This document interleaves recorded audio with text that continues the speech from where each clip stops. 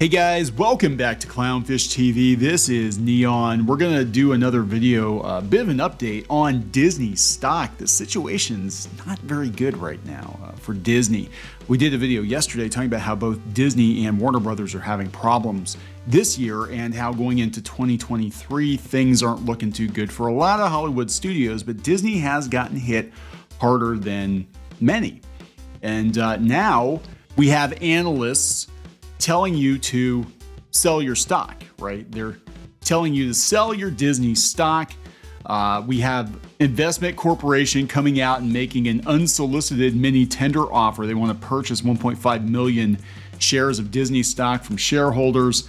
We're going to talk about all this. Lots of stories out there about how Disney stock has fallen to almost half of its value, 44% in 2022. I don't think it's going to turn around anytime soon, even though I'm looking. Now, I unloaded my Disney stock months ago, but it is up a little bit. It might be up a little bit because of all this discussion about selling. It might be up a little bit because of Avatar 2 is actually doing better than expected this weekend. It started out slow, but it actually is starting to pick up momentum. And that was something that they were really, betting heavy on. But still, for Disney to be under $100 consistently for months is not good. I mean, it really is not good. So we're going to talk about this. Before we get into it any further, please subscribe for more pop culture news, views, and rants. Guys, over, 283, almost 284,000 subs. Please subscribe if you haven't done so already. Hit the bell for notifications. Make sure you're still subscribed. YouTube likes to unsubscribe you if you haven't interacted with the channel in a while. So this is coming from Seeking Alpha, and I have a hat tip to S, who sent this over to me. And there's some other stuff going on today too in regards to Disney stocks. So the Walt Disney Company, uncertainty under Iger is a sell signal. Yeah, we don't know what Bob Iger is going to do. And there have been rumors that Bob Iger is coming in to basically prep the company for a potential sale. Now, that is a rumor. There's nothing to substantiate that. A lot of people thinking that he might sell the company or attempt to sell the company to Apple, who is flush with cash and is one of the few companies in the world that could actually buy Disney. I mean, very few people could buy Disney, but Apple could easily do it. But we don't know what's going to happen. But he is definitely going to reorganize the company. I think there's going to be some more cost cutting. People were getting all excited about Bob Iger coming back, thinking it was going to, roll things back 5 or 10 years and that the parks were going to be magical again and that the movies were going to be good again. And I don't think that's the case. I think this is we're getting to the end of the line here. I think they're going to have to make some major changes at Disney to continue forward. So anyway, summary. It's important for any CEO to be able to navigate challenges, maintain the support of the company's board, employees, and stakeholders. The Disney company's board firing of Bob Chapek was due to non-financial reasons. Chapek demonstrated the ability to lead the company to success. Walt Disney is a sell due to weak fundamentals and uncertainty around returning CEO Bob Iger, competition, and future financial results. That's actually this last part is very important. Future financial results. What does Disney have in the pipeline that's going to catapult them to the levels of success they saw before the pandemic? I don't think they have much, really, to be honest. Marvel and Star Wars are declining in popularity. Avatar 2 is, it was a slow start. It's doing okay now. Admittedly, it's doing okay now, but that's one movie. Yeah, they need every movie to be as big as that movie. Disney's financial performance has been variable. Iger's results beat that of Chapek's overall. He was there a lot longer too, and he didn't have to deal with the pandemic. Chapek made several mistakes that ultimately contributed to his termination. So here we go. They're talking about Bob Chapek coming back after being announced CEO in 2020, which surprised a lot of people. The decision by Disney's board of directors to replace Chapek with Iger has been the subject of much scrutiny and speculation that receives significant attention. To understand the reasons behind the decision, it's important to consider the various factors. They're talking about the layoffs, the pandemic, et cetera, et cetera. They're going through and basically comparing apples to apples, the comparative analysis of results under the two CEOs, the financials, et cetera. Disney stock performed better under Iger's tenure rising almost 500%. That is true, but they had a lot going for them. They said the financial targets for Iger are not likely to be achieved in the next 2 years. He's only going to be there for 2 years for whatever reason, whether it's to prep the company or find a replacement. A lot of people are thinking he might bring in Tom Staggs and Kevin Mayer, who have Candle Media now, that they might try to buy Candle Media or pull them away from Candle Media. I don't know. Basically, nobody knows what's up with Disney. That's the problem. And they're like, we can't project what the stock is going to be worth when nobody knows what's going on. So here are some forward-looking factors that make Disney a sell.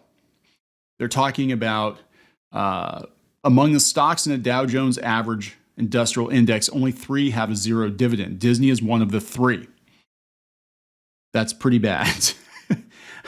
Disney is one of the 3 that have a 0 dividend. The lack of a dividend may make Disney a less convincing buy for those investors looking for a steady stream of income.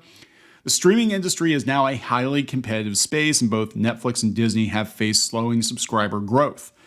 And now YouTube has the NFL, and Amazon's getting into it more. So they're talking about China again. They're talking about the possibility of COVID coming back again. They said their price strategy needs fixing.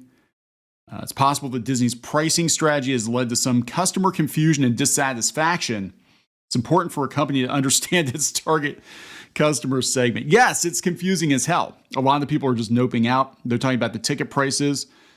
They're talking about Disneyland charging $185 for a shot of booze served in a waffle cup. Yeah, they don't know what they're doing. I mean, at this point, Disney's just spray and pray. But it's really interesting to have analysts come out and say that it's time to sell your Disney stock. Speaking of which, coming from Burbank, this is coming from Disney, Business Wire. The Walt Disney Company recently became aware that TRC Capital Investment Corporation, TRC, has made an unsolicited mini tender offer to purchase up to 1.5 million shares of Disney common stock. And per a press release issued by TRC on December 28th, has amended the terms of such offer to decrease the offer price payable to $85 a share, down from the prior offer of $89 a share. Disney recommends that shareholders not tender their shares in response to TRC's unsolicited offer because the offer price of $85 a share is below the current market price for Disney shares. This means that based on today's closing market price, Disney shareholders who tender their shares in the offer will receive a below market price. And magically, as if by magic, Disney magic, the stock price goes up. And yesterday it was like $84, I think, and today it's like $86, $87. That's weird. So they're talking about, what a mini tender offer is, and don't sell your stock. Now, 1.5 million, I mean, this is not a hostile takeover. 1.5 million shares is nothing compared to what Disney actually has, which is like 1.8 billion shares. I think something like that, 1.8 billion. But yeah, the vultures are hovering, man. The vultures are hovering. So this yesterday in the Hollywood Reporter, Disney stock fell 44% in 2022 amid tumultuous year. So I don't think it's going to get better. Everybody kept saying, hey, you guys are being too negative. Disney's fine. It's all fine. Read the headlines. Look at the numbers. Disney's not fine. They're not fine. They really aren't. It's been a rough year and a rough week for Disney's stock, even as Avatar: The Way of Water continues to bring in dollars at the box office. On Friday, it's at $86.88 a share, down less than 1%, and a welcome reprieve from the downward slump. That's true. And I think it is because of Avatar doing a little bit better. Decline contributed to making the worst year for Disney's stock since 1974, per Dow Jones market data cited by the Wall Street Journal. Not YouTubers, not randos on Twitter, but the Wall Street effing Journal said this is the worst year for Disney stock since 1974. So Avatar has cracked $1 billion, becoming only the 6th film in history to reach that milestone in 2 weeks. The big budget film had a more modest start than expected. The sequel opened to $135 million domestic, which came in below the tracking estimates of $150 to $175 million. The movie had trouble in China. It was supposed to make a hell of a lot more in China. Disney's stock is not alone in the pain. They're talking about everybody else in the S&P 500 is facing trouble. I mean, it's trouble. Everything's in trouble. It's been a particularly troubled year for Disney, though. The problems began earlier in the year when Disney was thrust into controversy after the lack of response to the quote unquote, don't say gay bill in Florida. As one of the many media companies contending with the high cost of streaming, Disney's stock took a particular hit after the company's fourth quarter earnings results in November. So, subscribers are slowing down. They cut their price targets. This was followed by cost-cutting measures announced November 11th, hiring freeze and layoffs. The biggest shakeup, of course, is they brought Bob Iger back. Since then, many investors are still waiting on the sidelines to see what changes will be realized.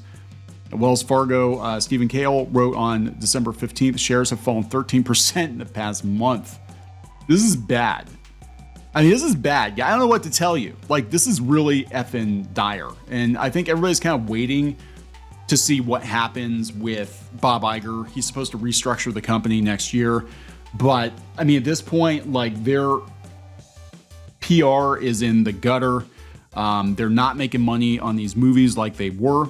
Every movie's not a hit. They bet everything on Disney Plus, and it wound up being a lot more competitive, I think, than they were thinking it was. And now we're finding out that, Chapek was apparently pushing money around from, one division to another to try to make it look better. I don't know, guys. It's not looking too good going into 2023, but we'll see what happens. I'm going to wrap this one up. Please subscribe for more pop culture news, views, and rants, and we'll talk later.